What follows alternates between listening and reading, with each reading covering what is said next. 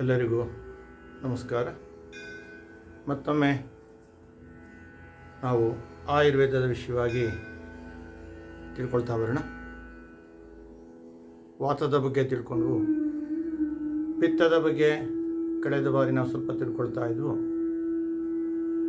ಪಿತ್ತದಿಂದ ಬರ್ತಕ್ಕಂತಹ ರೋಗಗಳು, ಅದರ ವಿಷಯವಾಗಿ ನಾವು ತಿಳ್ಕೊಂಡು, ಇದನ್ನು ನಾವು ಕಡಿಮೆ ಮಾಡ್ಕೋಬೇಕು ಅಂತಂದರೆ ಊಟದ ಸಮಯವನ್ನು ನಾವು ಬದಲಾಯಿಸ್ಕೋಬೇಕು. ಯಾವಾಗ ಅಗ್ನಿಹೋತ್ರವನ್ನು ಮಾಡ್ತಾರೆ ಬೆಳಗ್ಗೆ ಮತ್ತು ಸಂಜೆ, ಆ ಸಮಯದಲ್ಲಿ ನಾವು ಊಟ ಮಾಡಿದಾಗ ನಮ್ಮ ಎಲ್ಲ ರೋಗಗಳು ಗುಣವಾಗ್ತಾ ಬರುತ್ತೆ. ಅಲ್ಲಿಗೆ ಬೆಳಗ್ಗೆ ಅಗ್ನಿಹೋತ್ರ ಮಾಡ್ತಕ್ಕಂಥದ್ದು ಬೆಳಗ್ಗೆ ಮಾಡ್ತಾರೆ, ಅದಕ್ಕೆ 9 ಗಂಟೆ ಒಳಗಡೆ ನಾವು ಊಟ ಮುಗಿಸ್ಬೇಕು. ಮತ್ತು ಸಂಜೆ 5 ಗಂಟೆ ಒಳಗಡೆ ನಾವು ಹುಳಿ ಪದಾರ್ಥಗಳನ್ನ ಬಿಟ್ಟು ತಿಂಡಿಯನ್ನು ತಿಂತಕ್ಕಂಥದ್ದು. ಯಾವುದೇ ಕಾರಣಕ್ಕೂ 6 ಗಂಟೆ ಮೇಲೆ ನಾವು ಊಟ ಮಾಡಲಿಕ್ಕೆ ಹೋಗಬಾರ್ದು. ಯಾವಾಗ 6 ಗಂಟೆ ಮೇಲೆ ಜನ ಊಟ ಮಾಡ್ತಾ ಬರ್ತಾರೆ, ಅದು ಪಾಯ್ಸನ್ ಆಗ್ತಾ ಬರುತ್ತೆ. ನಮ್ಮ ಕಾಯಿಲೆಗಳು ಉಲ್ಬಣ ಆಗ್ತಾ ಬರುತ್ತೆ. BP ಆಗಿರ್ಬೋದು, ಶುಗರ್ ಆಗಿರ್ಬೋದು, ಹಾರ್ಟ್ ಪ್ರಾಬ್ಲಮ್ ಆಗಿರ್ಬೋದು, ಅಥವಾ ಕಿಡ್ನಿ ಸ್ಟೋನ್ ಆಗಿರ್ಬೋದು, ಫೈಬ್ರಾಯ್ಡ್ಸ್ ಆಗಿರ್ಬೋದು, ಥೈರಾಯ್ಡ್ ಆಗಿರ್ಬೋದು, ಗಾಲ್ ಬ್ಲಾಡರ್ ಸ್ಟೋನ್ ಆಗಿರ್ಬೋದು, ಶರೀರದ ಎಲ್ಲ ರೋಗಗಳು ಬರ್ತಕ್ಕಂಥದ್ದು ನಾವು 6 ಗಂಟೆ ಮೇಲೆ ಊಟ ಮಾಡೋದ್ರಿಂದ. ಯಾವುದೇ ಪ್ರಾಣಿ ಪಕ್ಷಿಗಳು ಸೂರ್ಯಾಸ್ತದ ನಂತರ ಊಟ ಮಾಡೋದಿಲ್ಲ. ಎಲ್ಲ ಸೂರ್ಯ ಹುಟ್ಟೋದಕ್ಕೆ ಮೊದಲು ಎಲ್ಲ ತಮ್ಮ ಆಹಾರವನ್ನು ಮುಗಿಸುತ್ತೆ. ಹಾಗೆ ಯಾವುದೇ ಪ್ರಾಣಿ ಪಕ್ಷಿ ಡಾಕ್ಟರ್ ಹತ್ರ ಹೋಗೋದಿಲ್ಲ, ಹಾಸ್ಪಿಟ್ಲಿಗೆ ಹೋಗೋದಿಲ್ಲ, ಮಾತ್ರೆಗಳನ್ನು ತಗೊಳ್ಳೋದಿಲ್ಲ. ಹಿಂದಿನ ಕಾಲದೇ ಓಲ್ಡ್ ಇಸ್ ಗೋಲ್ಡ್ ಅಂತೀವಲ್ಲ, ಹಿಂದಿನ ಕಾಲದ ಒಂದು ವಿಷಯವನ್ನೇ ತೆಗೆದುಕೊಳ್ಳಿ. ಹಿಂದಿನ ಕಾಲದಲ್ಲೂ ಕೂಡ ಅವರು ಸೂರ್ಯ ಮುಳುಗುವ ಮುಂಚೆ ತಿನ್ಬಿಡ್ತಾಯಿದ್ರು. ಕಷ್ಟವಿದ್ದು ಕೆಲಸ ಮಾಡ್ತಾಯಿದ್ರು, ಬೆವರಿಸ್ತಿರ್ತಾಯಿದ್ರು, ಬೆಳಗ್ಗೆ ಊಟ ಮಾಡ್ತಾಯಿದ್ರು. ಯಾವುದೇ ಕಾಯಿಲೆಗಳಿರಲಿಲ್ಲ, ಹಾಸ್ಪಿಟ್ಲ್ಗಳಿರಲಿಲ್ಲ, ಆವಾಗ ಮಾತ್ರೆಗಳಿರಲಿಲ್ಲ, ಡಾಕ್ಟರ್ಸ್ ಇರಲಿಲ್ಲ. ಈಗೆಲ್ಲ ಆಯುರ್ವೇದ ಪಂಡಿತರು ಮನೆಯ ಔಷಧಿಗಳನ್ನು ಹಿಂದಿನ ಒಂದು ಜನ ತಿಳ್ಕೊಂಡಿದ್ರು. ಅದು ನಾವೀಗ ಈ ಪದ್ಧತಿಯನ್ನು ಬಿಟ್ಟು ಈ ಗೂಗಲ್ ಸರ್ಚ್ ಮಾಡಿಕೊಂಡು ಒಳ್ಳೊಳ್ಳೆ ಡಾಕ್ಟರ್ ನೋಡಿಕೊಂಡು, ಸ್ಟಾರ್ ನೋಡಿಕೊಂಡು ಅವ್ರ ಹಿಂದ್ಗಡೆ ಬಿದ್ದಿದ್ದೇವೆ. ಡಾಕ್ಟರ್ಸ್ ಬೇಕು, ಬೇಡ ಅಂತ ನಾನು ಹೇಳೋದಿಲ್ಲ, ಎಮರ್ಜೆನ್ಸಿ ಸಮಯದಲ್ಲಿ ಮಾತ್ರ. ಯಾಕೆ ನೀವು ಇದರ ಅನುಸರಣೆಯನ್ನು ಮಾಡಿದಾಗ, ಯಾಕೆ ಶುದ್ಧ ಹಸುವಿನ, ದೇಸಿ ಹಸುವಿನ ತುಪ್ಪ ಅಂತ ಹೇಳ್ತೇವೆ. ಎಲ್ಲ ಕಡೆ ಇವತ್ತು ಅಡಲ್ಟ್ರೇಷನ್ ನೋಡ್ತೇವೆ ನಾವು, ಮಿಕ್ಸ್ ಆಗಿರ್ತಕ್ಕಂಥದ್ದು. ಅದರಿಂದ ದೇಸಿ ತುಪ್ಪವನ್ನು ನಾವು ಬೆಳಗ್ಗೆ ಊಟಕ್ಕೆ ಅಲ್ಲಿಗೆ 8ರಿಂದ 8:30 ಒಳಗಡೆ, ಅರ್ಧ ಗಂಟೆ 1 ಗಂಟೆ ಒಳಗಡೆ ಬಿಸಿ ನೀರನ್ನು ಕುದಿಸಿ ಅದರಲ್ಲಿ 2 ಸ್ಪೂನ್ ತುಪ್ಪವನ್ನು ಹಾಕ್ಕೊಂಡು ನಾವು ಕುಡಿದಾಗ ಬಾಡಿನ ಡಿಟಾಕ್ಸ್ ಮಾಡುತ್ತೆ. ನಿಮಗೆ ಈವನ್ ಕ್ಯಾನ್ಸರ್ ಕೂಡ ವಾಸಿ ಆಗುತ್ತೆ. ಡಾಕ್ಟರ್ಸು ತುಪ್ಪ ತೊಗೋಬೇಡಿ, ಕೊಲೆಸ್ಟ್ರಾಲ್ ಅಂತ ಹೇಳ್ತಾರೆ, ಕರೆಕ್ಟು, ಹೇಳೋದು 100% ಕರೆಕ್ಟ್. ಆದರೆ ಯಾವ ತುಪ್ಪ ಅಂತ ಡಾಕ್ಟರ್ಗೆ ಗೊತ್ತಿಲ್ಲ. ಆ ಶುದ್ಧ ಹಸುವಿನ ತುಪ್ಪ ನೀವು ತೊಗೋಬೇಕು ಅಂದರೆ ರೇಟ್ ಜಾಸ್ತಿ ಇರುತ್ತೆ. 2100, 2500, 3000 ಇರುತ್ತೆ. ಬೇರೆ ನಿಮಗೆ 500, 600, 800, 1000 ರೂಪಾಯಿಗೆ ಸಿಗುತ್ತೆ. ಇದನ್ನು ತಿಂದಾಗ ಬಾಡಿನಲ್ಲಿ ಕೊಬ್ಬು ಉಂಟಾಗಿ ನಿಮಗೆ ಕಾಯಿಲೆಯನ್ನು ಜಾಸ್ತಿ ಮಾಡುತ್ತೆ.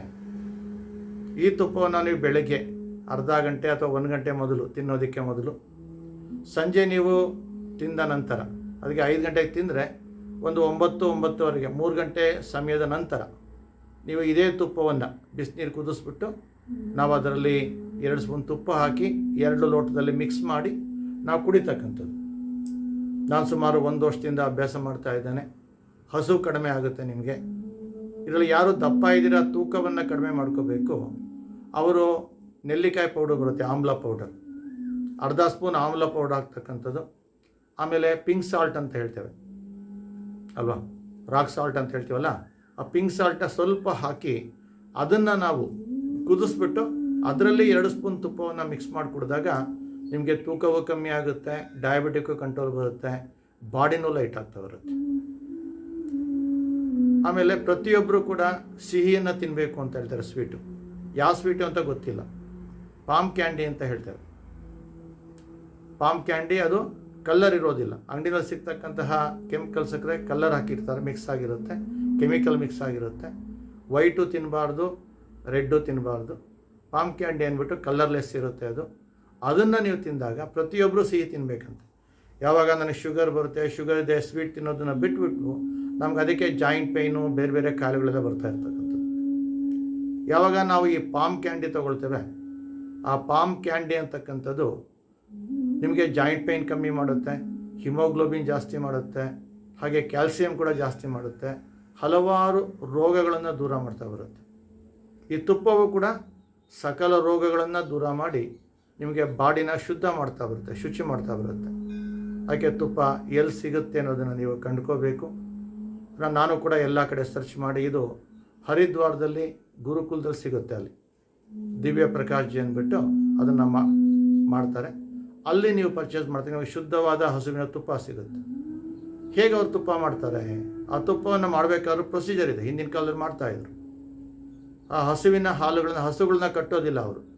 ಆ ಗುರುಕುಲ ಅಲ್ಲ, ಕಾಡಿನಲ್ಲಿ ಮೇಯಕ್ಕೆ ಬಿಟ್ಬಿಡ್ತಾರೆ. ಯಾವುದೇ ಕಾಯಿಲೆಗಳು ಬರೋದಿಲ್ಲ ಆ ಹಸುಗಳಿಗೆ. ಬಂದರೂ ಕೂಡ ಅಲ್ಲಿ ಗಿಡಮೂಲಿಕೆಗಳನ್ನು ಹಸುಗಳು ತಿಂದು ತಮ್ಮ ಕಾಯಿಲೆಯನ್ನು ತಾವೇ ವಾಸಿ ಮಾಡ್ಕೊಳ್ಳುತ್ತೆ. ಯಾವ ಡಾಕ್ಟರ್ ಹತ್ರನ ಕರ್ಕೊಂಡಿದ್ರು.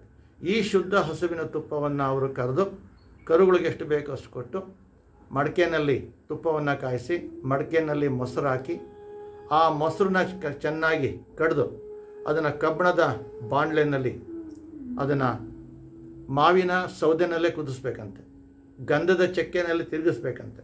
ಈ ಪ್ರೊಸೀಜರ್ ಯಾರೂ ಮಾಡೋದಿಲ್ಲ. ಈ ಥರ ಪ್ರೊಸೀಜರ್ ಅವ್ರು ಮಾಡಿ ಆ ತುಪ್ಪವನ್ನು ನಾವು ಫಸ್ಟು ನನ್ನ ಮೇಲೆ ಪ್ರಯೋಗ ಮಾಡಿ ನಮ್ಮ ಯೋಗ ಬಾಂಧವರು ಕೊಟ್ಟಾಗ ಶುಗರು ಕಮ್ಮಿ ಆಗಿದೆ, ಬಿ ಪಿನೂ ಕಮ್ಮಿ ಆಗಿದೆ, ಹಾರ್ಟ್ ಪ್ರಾಬ್ಲಮ್ಮು ಕಮ್ಮಿ ಆಗಿದೆ. ಕೆಲವರು ಇನ್ಸುಲಿನ್ನು ಬಿಟ್ಬಿಟ್ಟಿದ್ದಾರೆ, ಶುಗರ್ ಟ್ಯಾಬ್ಲೆಟು ಬಿಟ್ಬಿಟ್ಟಿದ್ದಾರೆ, ವೆಯ್ಟ್ ಕೂಡ ಕಮ್ಮಿ ಆಗಿದೆ. ಅಷ್ಟು ಶುದ್ಧತೆ ಇರತಕ್ಕಂಥ ಒಂದು ತುಪ್ಪವನ್ನು ತಾವು ಉಪಯೋಗಿಸಿದಾಗ ನಿಮ್ಮ ಆರೋಗ್ಯ ಚೆನ್ನಾಗಿರುತ್ತೆ. ಆ ತುಪ್ಪ ಹೇಗಿರುತ್ತೆ ಅಂತ ಬೇಕಾದ್ರೆ ನಾನು ನಿಮಗೆ ತೋರಿಸ್ತೇನೆ.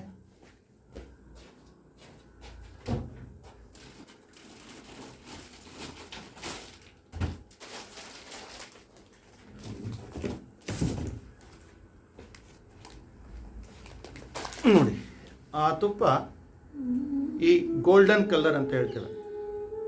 ಇದು ಹರಿದ್ವಾರದಿಂದ ಒಂದು ಗೋಲ್ಡನ್ ಕಲರ್, ಚಿನ್ನದ ಬಣ್ಣದಲ್ಲಿ ಇರ್ತಕ್ಕಂಥದ್ದು. ಈ ತುಪ್ಪವನ್ನು ನೀವು ಸ್ವೀಕರಣೆ ಮಾಡಿದಾಗ ಏನಾಗುತ್ತೆ, ಈ ಶುದ್ಧ ಹಸುವಿನ ತುಪ್ಪ ನಿಮಗೆ ಕ್ಯಾನ್ಸರ್ ಕೂಡ ವಾಸಿಯಾಗುತ್ತೆ. ಈ ತುಪ್ಪದಿಂದ ಪೈಲ್ಸ್ ಪ್ರಾಬ್ಲಮ್ ಇರ್ಬೋದು, ಶುಗರ್ ಇರ್ಬೋದು, ಹಾರ್ಟ್ ಪ್ರಾಬ್ಲಮ್ ತೊಗೋಬೇಡಿ ಅಂತ ಡಾಕ್ಟರ್ಸ್ ಹೇಳಿ. ಯಾವ ತುಪ್ಪ ಅನ್ನೋದು ಅವ್ರಿಗೆ ಗೊತ್ತಿಲ್ಲ. 100% ಅವ್ರು ಹೇಳೋದು ಕರೆಕ್ಟ್. ಎಲ್ಲ ಕಮ್ಮಿ ರೇಟಿನ ತುಪ್ಪದಲ್ಲಿ ಕೊಬ್ಬು ಜಾಸ್ತಿ ಆಗುತ್ತೆ, ಕೊಲೆಸ್ಟ್ರಾಲ್ ಜಾಸ್ತಿ ಆಗುತ್ತೆ. ಈ ತುಪ್ಪವನ್ನು ತೆಗೆದುಕೊಂಡಾಗ ಕೊಲೆಸ್ಟ್ರಾಲ್ ಕಮ್ಮಿ ಆಗುತ್ತೆ ನಿಮಗೆ. ಇದರಲ್ಲಿ ಬೇರೆ ಬೇರೆ ರೀತಿ ತುಪ್ಪಗಳಿದೆ, ಅದನ್ನು ಇನ್ನೊಮ್ಮೆ ನೋಡೋಣ. ಈಗ ಪಾಮ್ ಕ್ಯಾಂಡಿ ಅಂತ ಹೇಳಿದೆ, ಇದು ಪಾಮ್ ಕ್ಯಾಂಡಿ. ಈ ಬಣ್ಣ ಇರುತ್ತೆ, ಇದು ಕಲರ್ ಮಿಕ್ಸ್ ಇರೋದಿಲ್ಲ. ಇದು ನಿಮಗೆ ಆರೋಗ್ಯವನ್ನು ತಂದುಕೊಡುತ್ತೆ. ಈ ಸಿಹಿಯನ್ನು ಪ್ರತಿಯೊಬ್ಬರು ತಿನ್ನಬೇಕು ಅಂತ ಹೇಳ್ತಾರೆ. ಈ ಅಂಗಡಿಲಿ ಸಿಗ್ತಕ್ಕಂಥ ಸಿಹಿ ಅಲ್ಲ, ಅದಕ್ಕೆಲ್ಲ ಕೆಮಿಕಲ್ ಹಾಕಿರ್ತಾರೆ, ಅಥವಾ ಅದು ಕಲರಿಗೆಲ್ಲ ಎಸೆನ್ಸ್ ಹಾಕಿರ್ತಾರೆ ವಾಸನೆ ಬರಲಿಕ್ಕೆ. ಇದನ್ನು ತಿಂದಾಗ ನಮಗೆ ರೋಗ ಬರುತ್ತೆ. ಈ ಒಂದು ಕ್ಯಾಂಡಿಯನ್ನು ತಿಂದಾಗ ಏನಾಗುತ್ತೆ, ಪ್ರತಿಯೊಬ್ಬರು ತಿಂದಾಗ ನಮಗೆ ಕಾಯಿಲೆಗಳು ದೂರ ಆಗುತ್ತೆ. ಇದನ್ನು ಶುಗರ್ ಇರೋರು ತೊಗೋಬೋದು, ರಾತ್ರಿ ಹೊತ್ತು ತೊಗೋಬಾರ್ದು, ಬೆಳಗ್ಗೆ ಹೊತ್ತು ಮಾತ್ರ ತೊಗೋಬೇಕು. ಆಮೇಲೆ ನಿಮ್ಗೆ ಯಾವಾಗ ಕೊಬ್ಬು ಕಡಿಮೆ ಆಗಬೇಕು, ಬಾಡಿ ಚೆನ್ನಾಗಿರೋ ಪ್ರತಿಯೊಬ್ಬರು ಕೂಡ ಊಟ ಆದ ತಕ್ಷಣ ಸೋಂಪನ್ನ ತಿಂತಕ್ಕಂಥದ್ದು. ಬರೀ ಸೋಂಪು ತಿನ್ಬೋದು, ಈ ಸಕ್ಕರೆಯನ್ನು ಬೇಕಾದ್ರೆ ಹಾಕ್ಕೊಂಡು ಕೂಡ ಸ್ವಲ್ಪ ಹಾಕ್ಕೊಂಡು ಕೂಡ ನಾವು ಆಗೋದು ತಿನ್ಬೋದು. ಅಂಗಡಿಗಳಲ್ಲಿ ಊಟ ಆದಮೇಲೆ ತಿಂತೇವೆ ನಾವು, ಹೋಟೆಲ್ಗಳಲ್ಲಿ. ಈ ಮನೆಯಲ್ಲೇ ಸೋಂಪು ತಿನ್ನೋ ಅಭ್ಯಾಸ ಮಾಡಿಕೊಂಡಾಗ ಕೊಲೆಸ್ಟ್ರಾಲು ಕಮ್ಮಿ ಆಗುತ್ತೆ, ಡೈಜೆಷನ್ ಪವರು ಜಾಸ್ತಿ ಆಗ್ತಾ ಬರುತ್ತೆ, ಹಾಗೆ ಮೋಷನ್ ಕೂಡ ಕ್ಲಿಯರ್ ಆಗ್ತಾ ಬರುತ್ತೆ. ಅದಕ್ಕೆ ದಯವಿಟ್ಟು ಯಾರಿಗೆ ಪಿತ್ತದ ಪ್ರಭಾವಗಳು ಜಾಸ್ತಿ ಇದೆ, ಈ ಥರ ರೋಗಗಳಿದೆ, ಪಿತ್ತದ ಪ್ರಭಾವ ಥರ ಬೇರೆಯವರು ಕೂಡ ಆರೋಗ್ಯವಾಗಿರಬೇಕು ಅಂದರೆ ಈ ಒಂದು ರೂಲ್ಸ್ನ ನಾವು ಫಾಲೋ ಮಾಡಿದಾಗ, ಒಂದು ಮಾರ್ನಿಂಗ್ ಊಟಕ್ಕೂ ಸಂಜೆಗೂ 8 ಅವರ್ ಗ್ಯಾಪ್ ಇರಬೇಕಂತೆ. ನಾವು ಮಧ್ಯಾಹ್ನ ಕೂಡ ತೊಗೊಳ್ತೇವೆ. ಮಧ್ಯಾಹ್ನ ಕೂಡ ತೊಗೊಂಡಾಗ ಏನಂತ ಅದೇ ಕೊಲೆಸ್ಟ್ರಾಲ್ ಆಗಿ ನಿಮ್ಮ ಕಾಯಿಲೆ, sugar, B P, heart problem, cholesterol ಜಾಸ್ತಿ ಮಾಡ್ತಕ್ಕಂಥದ್ದು. ಅದಕ್ಕೆ ಹಿರಿಯರು ಹೇಳಿದಾರಲ್ವ, ಊಟ ಬಲ್ಲವನಿಗೆ ರೋಗವಿಲ್ಲ, ಮಾತು ಬಲ್ಲವನಿಗೆ ಜಗಳವಿಲ್ಲ. ಊಟದ ಬಗ್ಗೆ ನಾವು ಮಾಹಿತಿ ತೆಗೆದುಕೊಂಡು ಜೀವನದಲ್ಲಿ ಅಳವಡಿಸ್ಕೊಂಡಾಗ ರೋಗ ನಿಮ್ಮ ಹತ್ರಕ್ಕೆ ಬರೋದಿಲ್ಲ. ಇದೆಲ್ಲ ನಾವು ಪಾಲನೆ ಮಾಡೋದ್ರಿಂದ ನಾವಿವತ್ತು ಆರೋಗ್ಯವಾಗಿದ್ದೇವೆ. ಯೋಗನೂ ಮಾಡ್ಕೊಂಡಿದ್ದೇವೆ, ಡಯಟು ಮಾಡ್ತಾಯಿದ್ದೇವೆ. ಈಗ ಸುಮಾರು ದಿನದಿಂದ ಈಗ ಒಂದೊತ್ತು ಮಾತ್ರ ತಿಂತಾಯಿದ್ದೇವೆ. ಈ ತುಪ್ಪವನ್ನು ಕುಡಿಯೋದ್ರಿಂದ ಹಸು ಕಮ್ಮಿ ಆಗುತ್ತೆ. ಒಂದೊತ್ತು ಸಾಕು ಅನಿಸುತ್ತೆ ನಿಮ್ಮ ಶರೀರಕ್ಕೆ. ಯಾರಿಗೆ 50 ವರ್ಷ ಆಗಿದೆ, 60 ವರ್ಷ ಆಗಿದೆ, ಒಂದೊತ್ತು ತಿನ್ನೋದು ನಿಮ್ಮ ಆರೋಗ್ಯಕ್ಕೆ ಬಹಳ ಒಳ್ಳೆಯದು. ಆಗ ಮಾತ್ರೆ ತೊಗೊಳೋದನ್ನ ಬಿಟ್ಬಿಡ್ತೀರಾ, ಆರೋಗ್ಯ ಸುಧಾರಣೆ ಆಗ್ತಾ ಹೋಗುತ್ತೆ. ಇನ್ನೂ ಒಳ್ಳೆಯ ಆರೋಗ್ಯದಿಂದ ನೀವು ಬದುಕ್ತೀರಾ, ಬಾಳ್ತೀರಾ. ಅದ್ರ ಜೊತೆಗೆ ಯೋಗದ ಕೆಲವೊಂದು ಅಭ್ಯಾಸಗಳನ್ನು ಮಾಡ್ಕೊಂಡು ಹೋಗಬೇಕು. ಜಾಯಿಂಟ್ ಫ್ರೀ ಎಕ್ಸಸೈಸ್ ಅಂದ್ಬಿಟ್ಟು ಪ್ರತಿ ಸಂಡೇ ನಾವು ಮಾಡಿಸ್ತಾ ಬರ್ತೇವೆ. ಅದನ್ನು ಕೂಡ ತಾವು ಅಭ್ಯಾಸ ಮಾಡ್ಬೋದು. ಅದಕ್ಕೆ ಸರ್ವಜ್ಞ ಹೇಳಿದಾನಲ್ವ, ಒಪ್ಪತ್ತುಂಡವ ಯೋಗಿ, ಎರಡೊತ್ತುಂಡವ ರೋಗಿ, ಮೂರೊತ್ತುಂಡವ ರೋಗಿ, ನಾಲ್ಕೊತ್ತುಂಡವ ಎತ್ಕೊಂಡೋಗಿ ಅಂತ ಹೇಳ್ತಾರೆ ಸ್ಮಶಾನಕ್ಕೆ. ಅದಕ್ಕೆ ಯೋಗಿಗಳು 1 ಟೈಮ್ ತಿಳ್ತಾರೆ, ನೀವೆಲ್ಲ ಭೋಗಿಗಳು 2 ಟೈಮ್. ಆ ಸಮಯವನ್ನು ತಿಳ್ಕೊಳ್ಳಿ. ಬೆಳಗ್ಗೆ 9 ಗಂಟೆ ಒಳಗಡೆ, ಸಂಜೆ 5 ಗಂಟೆ ಒಳಗಡೆ, ಸೂರ್ಯಾಸ್ತದ 1 ಗಂಟೆ ಮುಂಚೆ. ಇನ್ನು 3 ಹೊತ್ತು ತಿಂದರೆ ನಿಮಗೆ ರೋಗ ಗ್ಯಾರಂಟಿ.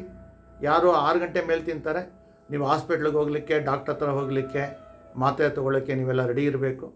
ಯಾವಾಗ ಈ ಸಮಯವನ್ನು ತಾವು ಬದಲಾವಣೆ ಮಾಡ್ಕೊಳ್ತೀರಾ, 100ಕ್ಕೆ 100 ಭಾಗ 100% ಅಂತ ಗ್ಯಾರಂಟಿ ಕೊಡ್ತಾರೆ. ಯಾಕೆಂದರೆ ಯಾವಾಗ 5 ಗಂಟೆ ಒಳಗೆ ತಿಂದಾಗ ಫುಡ್ ಎಲ್ಲ ಡೈಜೆಸ್ಟ್ ಆಗಿರುತ್ತೆ, ರಾತ್ರಿ ನೀವು ಮಲಗಿದಾಗ ಆಟೋಮೆಟಿಕ್ಕಾಗಿ ನಿಮ್ಮ ಕಾಯಿಲೆಗಳು ಒಳಗಡೆ ಇರ್ತಕ್ಕಂಥ ಕೆಲವೊಂದು ಬ್ಯಾಕ್ಟೀರಿಯಾ ಕೆಲಸ ಇರೋದಿಲ್ಲ.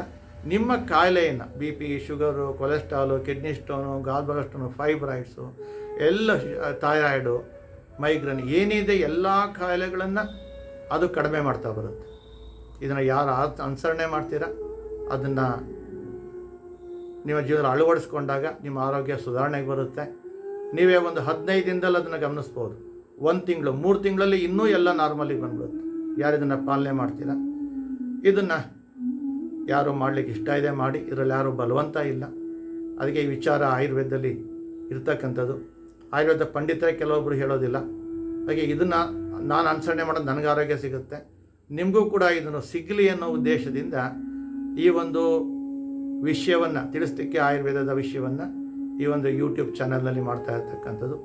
ಇದು ನಿಮಗೆ ಇಷ್ಟವಾಗಿದ್ದರೆ ಸಬ್ಸ್ಕ್ರೈಬ್ ಮಾಡಿ, ಕಾಂಪ್ಲಿಮೆಂಟ್ ಮಾಡಿ. ಅದರಲ್ಲಿ ಏನು ನಿಮಗೆ ಕಾಮೆಂಟ್ ಕೊಡಬೇಕು ಅನಿಸುತ್ತೆ ಅಲ್ವಾ, ಲೈಕ್ಸ್ನ ಕೊಟ್ಟಾಗ ಇನ್ನೂ ನಾನು ಮುಂದಿನ ಹೆಚ್ಚು ವಿಷಯಗಳನ್ನು ಇದರಲ್ಲಿ ನಾನು ನಿಮಗೆ ಹೇಳ್ತಾ ಹೋಗ್ತೇನೆ. ಎಲ್ಲರಿಗೂ ಇಂದಿನ ವಿಷಯವನ್ನು ಇಲ್ಲಿಗೆ ಮುಕ್ತಾಯ ಮಾಡಿ, ಮುಂದಿನ ವಿಷಯ ನಾವು ಕಫದ ಬಗ್ಗೆ, ಆ್ಯಕ್ಚುಲಿ ಕಫದ ಬಗ್ಗೆ ತಿಳಿಸ್ಬೇಕಾಗಿತ್ತು, ಪಿತ್ತದ ಬಗ್ಗೆ ಸ್ವಲ್ಪ ಕಂಟಿನ್ಯೂ ಮಾಡೋಣ ಅಂದ್ಬಿಟ್ಟು. ಅದು ತುಂಬ ಇಂಪಾರ್ಟೆಂಟು, ಪಿತ್ತ ಅಂತಕ್ಕಂಥದ್ದು. ಪಿತ್ತದಿಂದನೇ ಎಲ್ಲ ರೋಗಗಳು ಬರ್ತಕ್ಕಂಥದ್ದು. ಇದನ್ನು ಅನುಸರಣೆ ಮಾಡಿದಾಗ ನಿಮಗೆ ರೋಗ ಗುಣವಾಗುತ್ತೆ, ಆರೋಗ್ಯದಿಂದ ಬದುಕ್ತೀರ. ಮುಂದಿನ ನಾವು ವಿಷಯ ಕಫದ ಬಗ್ಗೆ ತಿಳ್ಕೊಳ್ತಾ ಹೋಗೋಣ. ಎಲ್ಲರಿಗೂ ಮತ್ತೊಮ್ಮೆ ಧನ್ಯವಾದಗಳು. ಹರಿ ಓಂ.